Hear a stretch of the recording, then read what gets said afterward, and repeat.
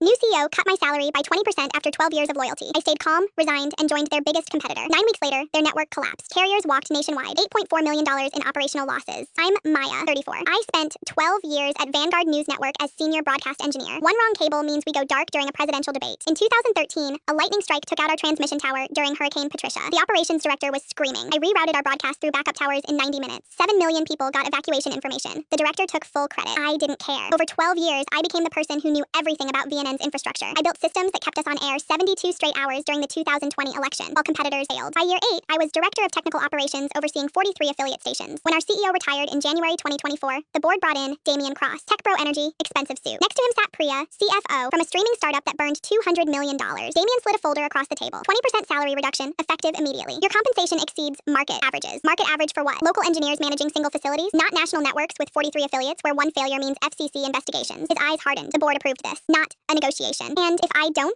accept, we'd explore alternative staffing solutions. You'll have my decision Friday. We need resolution today. Friday, behind me as I walked out. She'll fold. They always do when they realize they're not as irreplaceable as they think. My husband Caleb looked at numbers with me, maybe 4 months savings. I tried my sister Vanessa, successful real estate business, asked for a short-term loan. Her husband answered, broadcast is dying anyway. Good time to reassess your career. Vanessa cut in. If we help now, where does it end? We'd be enabling you. I left. Caleb was waiting. His cologne smells like a tax loophole. I went back to VNN, thinking I could survive until I found something else. 6 days later, my parking spot was reassigned. My office moved to a basement storage room. My system access got restricted. Day 6, Damian called an all-staff meeting. We're bringing in a consultant, Chad Mitchell. 3 years ago, Chad's recommendations caused StreamFirst's catastrophic failure. 90 minutes dead air, $6 million in refunds, FCC inquiry. 2 days later, Chad was recommending we eliminate redundant backup generators, duplicative infrastructure. I walked to Damian's office. Your consultant wants to eliminate systems that saved $4 million in 3 years. Chad's recommendations are approved. She smiled coldly. Your position will be eliminated in 30 days. 2 weeks severance. I'll have my response by end of day. Not a negotiation. So is your salary cut. 3 weeks of job hunting, silence and rejection. Then my friend Keisha called. Apex Broadcasting is building national infrastructure.